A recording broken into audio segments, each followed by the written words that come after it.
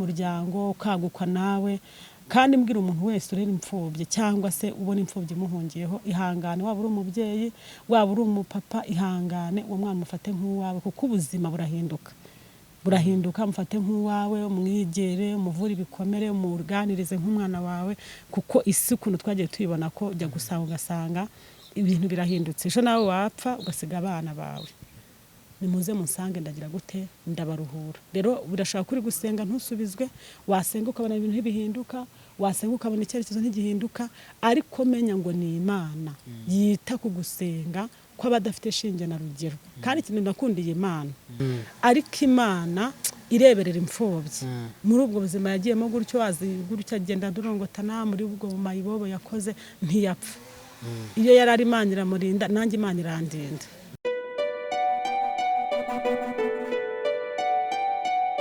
Muraho neza abakunzi ba Irakora TV nk'ibisanzwe nk'uko twabibabwiye tubazanira ibiganiro bigiye bitandukanye by'ivuga butumwa nyine iyobokamana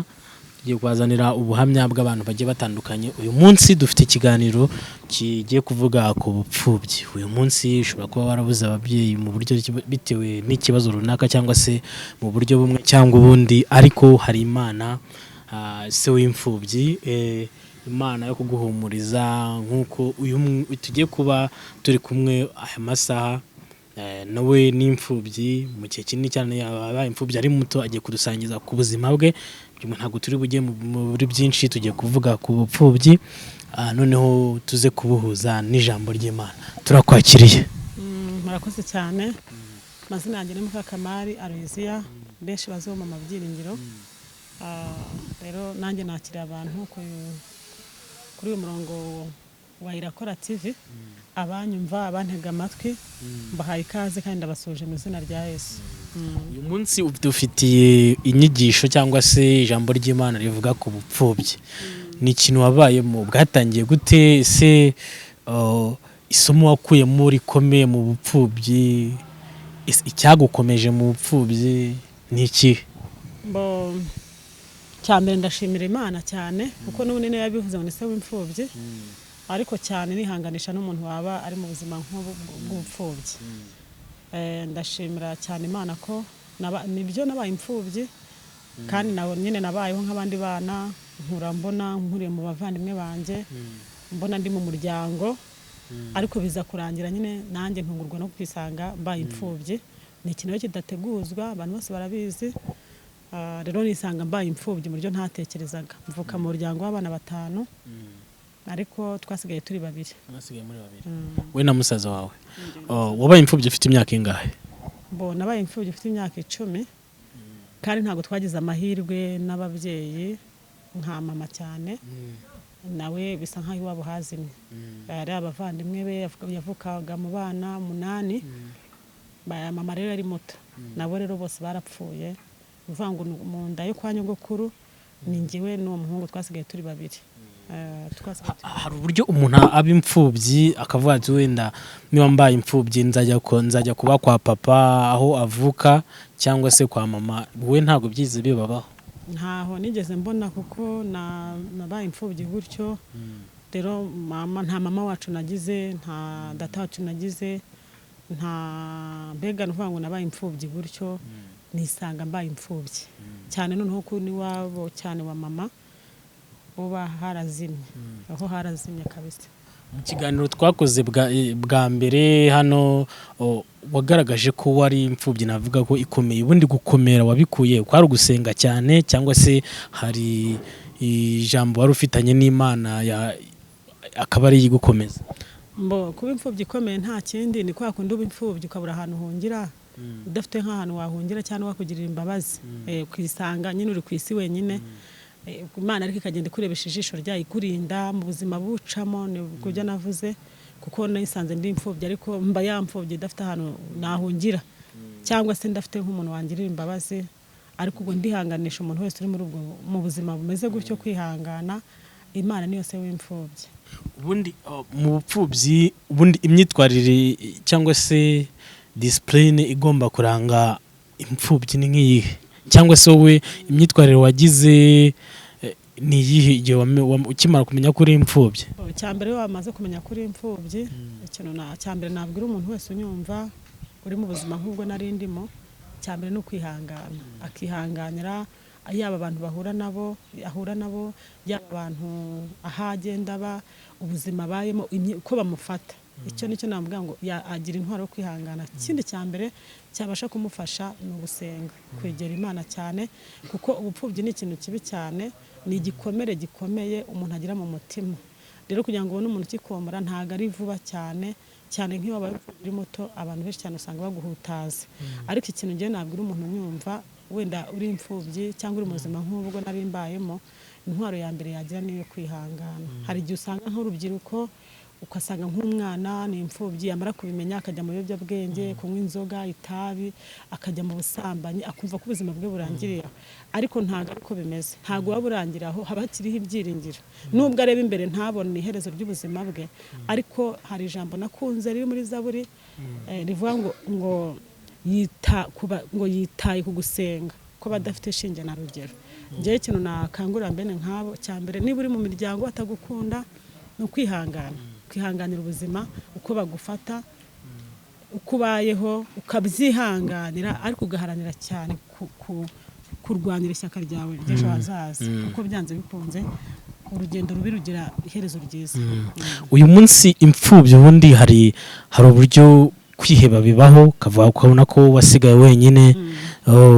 wumva ko hari nabo tumva ko bashibukaho indi miryango nyine nubwo umuryango uba warazimye. Ijambo bababwira cyangwa se ubutumwa babagenera n'ubuhe? Cyambere nababwira, cyambere nabahumuriza mbabwira ngo cyambere no kugira icyizere. Akavuga ati nubwo nahangaha byanze, ariko mfite icyizere cy'uko ejo hazaza Imana ahindura amateka. Icya kabiri nabasaba cyane ni ukwegera Imana no gusenga, no kwihanganira umuryango wese arimo, akihangana akarushaho gusenga, kuko byanze bikunze Imana ijya yiyerekana. Imana yita ku mfubyi? Yita ku mfubyi cyane. Gute? Izitaho, Imana izitaho cyane, ibizireberera, irazireberera mu buzima bwose acamo, yaba ubuzima bugoye bwose Imana irabuzireba, kandi byanze bikunze imfubyi Imana birangira Imana imwiyereka. Isomo rikomeye wakuye mu bupfubyi cyangwa se ryahumuriza n'undi muntu wese wabubayemo cyangwa se ufite ibibazo runaka, ese ubundi birashoboka ko umuntu yaba imfubyi afite ababyeyi? Birashoboka ko yaba imfubyi afite ababyeyi, cyane ko usanga hari igihe Imana ishobora gushyira mu ishuri ry'ababyeyi, ikakwigisha ababyeyi bakakwanga, ntimwumvikane, cyangwa se nawe witwara nabi, ntago mbizi. Ariko isomo rya mbere nakuyemo cyane ku bantu bafite imfubyi barera, ni ukumufata nk'umwana we, ukihangana,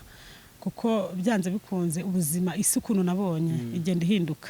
Ukihangana, nimba ari imfubyi urera ukamufata nk'umwana wawe, kuko iriya mfubyi aba afite igikomere cyo kuba adafite ababyeyi, aba akeneye byibura umuntu wamwereka urukundo. Rero biragoye ko abantu benshi usanga bababyeyi bafite imyumvire itandukanye, ariko icyo nasaba wowe urera imfubyi, wowe urera umwana utabyaye, no kwamufata nk'uwawe, kuko none ahangaha ushobora kuba uri kumurera muri ubwo buzima, ejo ukazamusanga Imana imuhindura amateka. Iyo ufite igikomere cy'ubupfubyi cyangwa se noneho ukagira n'abakurera ntibakubere ababyeyi beza, icyo gihe ibikomere byomorwa n'iki? Byakubayeho n'iki cyakomoye? Icyo gihe njyewe nta kintu nigeze mbona kinyomora mu bupfubyi, kuko nabubayemo butindamo mbuvamo njya mu rushako, kandi narwo rumbera ishuri. Ariko aho ngaho ikintu nabwira imfubyi, kuba afite ibikomere by'ubupfubyi, akaba noneho hagiye kujya n'ibikomere by'umuryango abamo, icyo namusabira ni ugusaba imbaraga cyane zo gusenga no kwihangana, kuko byanze bikunze imfubyi uko byasa kose guca mu bintu bikomeye.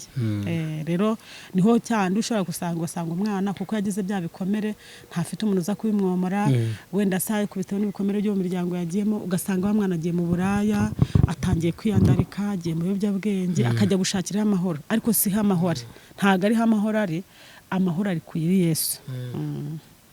Ubu ngubu tugiye kumva ijambo ry'Imana rihumuriza cyangwa se rivuga ku bintu by'ubupfubyi. Ni ibintu ufitiye ubuhamya, ni ibintu navuga ko wabibayemo exactly, wabibayemo. Tuguhaye ikaze. cyambere navuga nyine cyane nicyo twanavuze ko nabaye imfubyi narireze cyangwa Yesu abana nanjye aba hafi yanjye ni nacyo nakunze kuvuga mvuga nti Imana yo yita ku bantu batagifite shinge na rugero kandi mbwira umuntu wese umbona cyangwa se uzanyumva gusuzugamo ibyiringiro mu buzima bwose yabaciyemo ntago ari byo bikomere gusa bibabaza by'ubupfubyi ariko usanga ingaruka nyinshi abantu bagenda bagira zituruka ku bupfubyi ariko namubwira ngo haracyariho ibyiringiro haracyariho ibyiringiro wowe mu bupfubyi bwawe mu buzima bwose ubayemo haracyari ibyiringiro wikumva ngo wabaye imfubyi byararangiye ejo Imana gukuramo umuntu w'umugabo wavamo umuntu w'umugore nawe ukabyara abana bawe nawe ejo Imana gukuraho umuryango ukagukwa nawe kandi mbwira umuntu wese urera imfubyi cyangwa se ubona imfubyi muhungiyeho ihangane waba uri umubyeyi waba uri umupapa ihangane uwo mwana mufate nk'uwawe kuko ubuzima burahinduka mufate nk'uwawe umwigere umuvure ibikomere umuganirize nk'umwana wawe kuko isi ukuntu twagiye tuyibona ko jya gusanga ugasanga ibintu birahindutse ejo nawe wapfa ugasiga abana bawe ariko burya byanze bikunze nk'ababyeyi byari byiza cyangwa byaba ngombwa cyane twitaye ku mfubyi kuko imfubyi iba ifite ubuzima bubi cyane ubu ngubu rero tugiye gusoma ijambo ry'Imana waduteguriye Imana yashyize ku mutima ashaka kubwira abanyumva ku gice cya mbere cy'inzira y'ubupfubyi ijambo riri muri Zaburi 102 umurongo waho wa 18 haranditse aravuga ngo yitaye ku gusenga ko batagira shinge na rugero adasuzuguye gusenga kwabo amena iri ni ijambo ryamfashije byaramfashije ndavuga ngo burya mu rugendo rwawe rwose byaramfashije ni rito sinangomba ko nsoma rinini ariko ryaramfashije ndavuga ngo burya yita no kugusenga ko abadafite shinge na rugero ese burya nanjye Imana yanyumva ese burya nanjye Imana yampumuriza ese burya nanjye nasenga Imana ikabasha kuntega amatwi hari ubuzima ubamo noneho cyane bw'ubupfubyi ukasigara wumva ko n'Imana itakuzi ugasigara wumva ko Imana yakwibagiwe ariko ijambo riravuze ngo ni Imana yita ku gusenga ko abadafite shinge na rugero hahandi uvuga ngo nta data nta mama nta babyeyi nta mama wacu ntawo kumpumuriza simfite iyonjya aha niho ijambo rivuze ngo ni Imana yita ku gusenga ko badafite shinge na rugero hari indi jambo nakunze Yesu yabwiye abantu aravuga ngo yemwe abarushye namwe abaremere ngo rimuze munsange ndabaruhura nasanze rero nta wundi muntu n'umwe wabona wabwira abantu ngo yemwe abarushye namwe abaremerewe nimuze munsange ndagira gute ndabaruhura rero birashaka kuri gusenga ntusubizwe wasenga ukabona ibintu ntibihinduka wasenga ukabona icyerekezo ntigihinduka ariko menya ngo ni Imana yita ku gusenga ko abadafite shinge na rugero kandi ikintu nakundiye Imana ikintu nayikundiye itandukanye n'abana b'abantu Imana yo ntigireba ku buranga ntireba ku buranga ntireba ku mashuri ntireba ku gihagararo iri jambo ryaranyubatse avuga ngo burya Imana yitaye no kugusenga nanjye yanyitaho nanjye nyitayeho burya nsenze nanjye yabasha kunyitaho niyo mpamvu nanjye ndigukomeje nkubwira ngo mwene data uri kunyumva uri mu ntambara uri mu bibazo umenya ngo Imana yacu ishobora ibintu byose irebera hose icyarimwe hari ahandi ijambo ry'Imana ryambwiye ngo ni se w'imfubyi niyo se w'imfubyi ni umugabo wapfakazi ngo yita no ku batagira shinge na rugero rero wowe waba uri mu bupfubyi cyangwa se wabaye imfubyi ntiwihebe dufite data ubu ngubu tugiye kujya ku ijambo ry'Imana rijyanye n'ubupfubyi cyangwa se rihumuriza imfubyi ariko nanone hari ikintu twirenga tunavuga tugomba kurenza ingohe hari uburyo umuntu aba imfubyi ariko agahura n'ababyeyi beza bakamurira bakamushyingira bakamwubakira nabo bakamwubakira urugo rwiza nabo abona ababyeyi Imana ijya ibaha umugisha ariko none tugiye ku ijambo ry'Imana rivuga ku mfubyi yagushyize ku mutima cyangwa se n'ijambo Imana yagushyize ku mutima n'ijambo ryagukomeje mu gihe cy'ubupfubyi bwawe kugeza guhera ku myaka 10 yego urakoze cyane birashaka ko waba imfubyi ugahura n'ababyeyi beza bakakwakira biranashaka ko utanahura nabo biterwa n'ukuntu Imana yateguye ubuzima bwawe ishaka kukwigishamo ariko ari wowe wagize amahirwe yo guhura n'ababyeyi beza bakakwakira ujye ushima Imana nawe utaragize amahirwe yo guhura n'ababyeyi beza bakwakira nawe kandi wihangane ntabwo ari igihano buri ubuzima umuntu agenda acamo bubi cyangwa bwiza butwinjiza mu mugambi w'Imana. Hari ijambo rero Imana yashyize ku mutima numva ashaka kugira ngo tuganirize cyangwa se nganire n'abanyumva riri muri Yesaya 63 umurongo wa 6 haranditse ngo erega ni wowe data wa twese nubwo Aburahamu atatuzi Isirayeli ntatwemere wowe ubwawe Uwiteka ni wowe data wa twese uri umucunguzi wacu uhereye kera kose n'iryo zina ryawe amen. Iri jambo rero ni ijambo ryiza ryanyubatse yavuze ngo erega nubwo Aburahamu atatuzi Isirayeli ntatwemere erega ni wowe data amen. Birashoboka ko ushobora kuba utaragize amahirwe yo kugira ababyeyi noneho n'imiryango ntikwemere n'abantu ntibakwemere ariko ijambo riravuze ngo erega ni wowe data wa twese. Nubwo ibyo byose bidahari imiryango ikaba idahari inshuti ntituzibone ababyeyi ntitubabone abavandimwe ntibahabe ariko dufite data kandi uwo data niwe navuze ngo niwe se w'imfubyi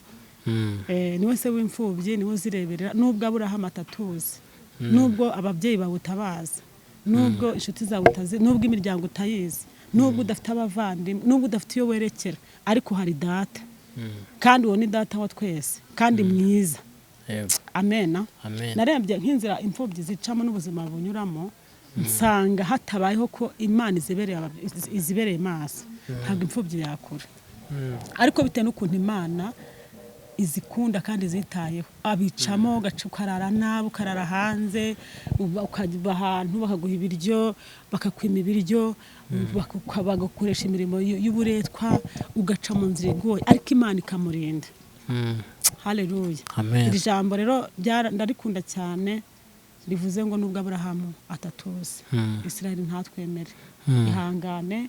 wowe nubwo hari abantu batakuzi ariko hari Imana ikuzi nubwo hari abantu utazi ariko hari Imana ikuzi wihangane usheho gusenga no kwegera Imana nta hantu kure nabonye Imana itakura umuntu nta hantu kure Imana itakura umuntu. Mbwiye rero umuntu wese unyumva kugira ngo yumvire ijambo nubwo Aburahamu atatuzi Isirayeli ntatwemere ariko dufite data rero ihangane kandi ukomere usheho gusenga no kwegera Imana. Nanjye ntabwo nari ko nangana gutya ntabwo nabyibwiraga narinzi ko nta Mana ibaho ntibari kuvuga ko Imana ibaho ngo mbyemere narinzi ko nuko ntabwo umubyeyi nabonye ngo ngirire imbabazi anyakire ntawe nabonye ngo ngirire impuhwe kandi no muri ubwo buzima bwinshi bwumeze gutyo naciyemo nashakanye uwo mwana w'imyaka 3 turabana igihe gito umugabo aramwirukana akana karagenda sinari mwitayeho nanjye kubera ubuzima bwe nari mbayeho sinari muhangayikiye kuko nanjye ntaho narindi amaze kumwirukana mwana ntiyagize amahirwe yo kwiga aragenda bamayibobo kaza hano Kigali kabamayibobo nawe afite amateka azabibabwira ariko Imana ireberera imfubyi muri ubwo buzima yagiyemo gutyo gutyo agenda durongotana muri ubwo mayibobo yakoze ntiyapfa iyo yarari Imana iramurinda nanjye Imana irandinda. Niho rero ijambo narikunze ravango nubwo Aburahamu atatuzi Isirayeli ntatwemere ariko ni wowe data dufite data ureberera imfubyi ureberera abatagira shinge na rugero ureberera abapfakazi ureberera abandi batawe nimba waratawe humura hari Imana nubwo utayirebesha amaso yawe ariko irahari ikureberera. Naje rero kugira amahirwe muri iyo myaka umwana aragenda ariko bukano kanya ntiyagiye mu ishuri ko azi gusoma azi Icyongereza afite ibikoreko byinshi yagiye agira gute amenya ubu nawe ni umugabo byaye kane yibeshejeho singe namureze igihe gito niho rero navuze ngo nubwo Aburahamu hatakuzi nubwo hari abantu batakuzi nubwo hari abantu batakwitayeho nubwo uri wenyine nubwo uri kubona nta gisubizo ufite nubwo wabuze iyo werekera nubwo nta muryango n'umwe wasigaranye hari abantu bagiye bagira ingorane ugasanga umuntu yarakuze ariko ntazi wabo ntazi ababyeyi be ntazi abavandimwe ntazi yakomoka nk'umufite umwana ndera mfite umwana w'umuhungu ndera ntazi nyina nyina aramutaye ararambika kwa muganga arigendera ariko amaze kuba umusore arangije university iri jambo rero bavuze ngo nubwo Aburahamu atatuzi Isirayeli ntatwemere ariko hari data Imana ishimwe. Ese Imana igitanga amasomo ku babyeyi barera imfubyi kamenya ayibagenera uko babarera mbo akenshi usanga benshi babyirengagiza ariko ngewe nk'ubu kwera ukuntu Imana nabonye ndera ngakura ntabwo ushaka kwirengagiza imfubyi nagendera abana benshi ntabwo wampungira ahubwo gusubizeyo kuko nabonye imfubyi nimba ari umuntu wa mbere n'ababyeyi nambasha kubyumva nimba tunavuga ngo turasenga cyangwa se turashaka kuzabona Imana byari bikwiriye kugira ngo imfubyi tuzegere uyegere uyihumurize uyiganirize umaze ngo ni ikihe kibazo ufite ariko usanga kenshi mu miryango imwe n'imwe usanga benshi batabyitaho ariko ikintu nabwira nk'abantu barera imfubyi cyangwa batarazirera nuko bagira umutima w'urukundo kuko nawe n'umwana nk'abandi nawe n'umwana nk'abandi nawe yarakeneye urukundo nk'abandi yarakeneye imbabazi nk'abandi yarakeneye urukundo rw'ababyeyi yarakeneye urukundo rw'abavandimwe ariko ntiyagize amahirwe niyo mpamvu twari dukwiriye kubegera tukabereka urukundo wavuze ku kintu cy'imfubyi ariko nanone hari imfubyi kumva ko iyo wabaye imfubyi hari igihe ujya kuba ahantu ariko wenda bakubwira baguhana cyangwa se baguhanura ukavuga ko bakwanga nabyo bibaho ese ubundi uwo muntu wakorewe icyo gikorwa wumva ko kubera ko ari imfubyi baramubwira ati kora iki ngiki baranyanga nuko ndi imfubyi ese uwo mutima wo washira gute mu bijyanye no kuba uri imfubyi nabyo nabivuga kuko hari igihe usanga umwana yarabaye imfubyi no kubera rero buriya no kubera kutarerwa n'ababyeyi ugasanga umwana agiye afite amadefa menshi kuko ukabona usanga ntiyigeze acyaha n'ababyeyi ugasanga afite amadefa wakibwira ko wenda yashaka kugenda uko abyumva nk'imfubyi buryo wamuhana akavuga ati nuko ndi imfubyi ikintu cyose nuko ndi imfubyi kandi wenda yagira se na nyina nabo bari kumucyaha kuko bari kumucyaha wakabitwara ko ari imfubyi ugatuma wa mwana nawe agira imyitwarire myiza itari myiza noneho bikagora wa muntu umurera nawe kumurera tugeze ku musozo ijambo wabwira imfubyi ijambo wabwira wagenera abarira imfubyi ijambo nagerera abarera imfubyi cyambere nababwira nuko cyambere umurimo wose umuntu agiye gukora bidafite kwihanganura kunanira kuko ushaka no kumurera nabwo Imana ibaho umutima ukomeye ibaho umutima ukomeye kuko ushaka kumurera ari imfubyi akakunanira n'uwawe wabyaye nawe akakunanira ni ukuvuga ngo rero ushaka kumurera no gutya akakunanira ari imfubyi nawe akitwara nabi kandi koko bibaho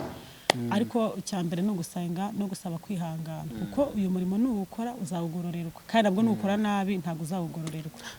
ijambo none wagenera ku imfubyi ijambo nagenera imfubyi nazo nuko cyambere nabwira imfubyi ahantu hose iri burangiye niyo mbonye umwana w'imfubyi ariko atazi Imana ndababara kuko mba mbona ko byanze bikunze ari kwica ejo hiwe hazaza cyangwa se ari kuzimya umuryango ugasanga umwana ngo kubera ko yabaye imfubyi ko imfubyi ibaho nabi kuko ibaho nabi ariko yabaye imfubyi akagera Imana ndabafite mfite umuhungu na ndera ariko yagize amahirwe ab'imfubyi ntiyagira amahirwe yo kumenya se na nyina ariko hamwe no gusenga aza kugendera mu by'isi ariko ageze igihe atangiye gusenga ubu ni umugabo ni umukozi w'Imana n'umuvugabutumwa ubuzima bwarahindutse rero nta handi hantu ubuzima bw'imfubyi bwahindukira usibye kuri Yesu rero ikintu nabwira imfubyi nyumva cyambere nuko yakurikirana inzira y'agakiza yonyine gusa aho niho umuntu abonera amahoro niho umuntu abonera ababyeyi niho umuntu abonera abavandimwe nkanjye Imana njye mbwira ati nzagwa abavandimwe ako mfite basaza banje tutavukana mu nda ubu mfite ababyeyi tutavukana mu nda ubu nanjye mfite abavandimwe tutavukana mu nda nta handi rero nari kubikura kuko ntarahamagarwa ntabonabonaga ariko aho Imana impamagariye no kutangira kuyishaka no gusenga ntago nkiri imfubyi rero ikintu nabwira umuntu wese unyumva cyambere imfubyi cyane cyangwa se undi muntu babaye cyangwa indushyi umuntu watawe no gusenga niyo ntwaro nziza ni inzira nziza cyane kuko sinasekaga ntabwo nasekaga nta byishimo ko nge nta rukundo rw'ababyeyi nabonye nta rukundo rw'abavandimwe nabonye ntabwo nagize amahirwe yo kwiga ariko ngeze kwa Yesu maze kuhagera ya mitwaro kagahinda kwa kundi nagambiraga kwiyahura guha mutima mubi nagiraga nzingo Imana ntibaho kwa kudaseka nari nuzu umwijima ngeze kwa Yesu nta handi nabonye nturira umutwaro nta handi nabonye mbonera ababyeyi byonyine no gusenga yo wegera Imana no muri kagahinda rujya Imana yari guha amasezerano ikanakubwira ati mwana wanjye noneho rero ugize amahirwe ukumva Imana ivuga ati mwana wanjye utangira kumva ko nawe ufite umubyeyi niyo mpamvu rero nabwira imfubyi gusenga kwegera Imana kuruta ibindi byose turasoje mwibutsa ko iki ni ikiganiro cyavugaga ku ku mfubyi. Ijambo ry'Imana twaryumvise rihumuriza imfubyi, cyane ko duhawe n'ubuhamya n'umuntu wabaye imfubyi. Kwibutsa gukora subscribe, like, share na comment kugira ngo tuzabane mu bindi biganiro bizajya bica hano, cyane ko nkuko twababwiye ko auditorial line yacu cyangwa se intego zacu ni ijambo ry'Imana, ubuhamya bw'abantu bagiye batandukanye. Ukoresha share, like, noneho nagakako kazogera ugakandeho ahantu handitse umutuku subscribe, noneho kugira ngo tuzabane mu biganiro bitaha. Turagushimiye. Sawa, murakoze. Nanjye nshimiye abantu bose banyumvisha, kandi mbasaba kugira ngo buri wese yihangane. Bitaha nanjye nzabazanira mwana twasigaranye w'imyaka 3 nabo babahereza ubuhamya. Murakoze cyane. Urugendo rw'ubuzima. Sawa, murakoze.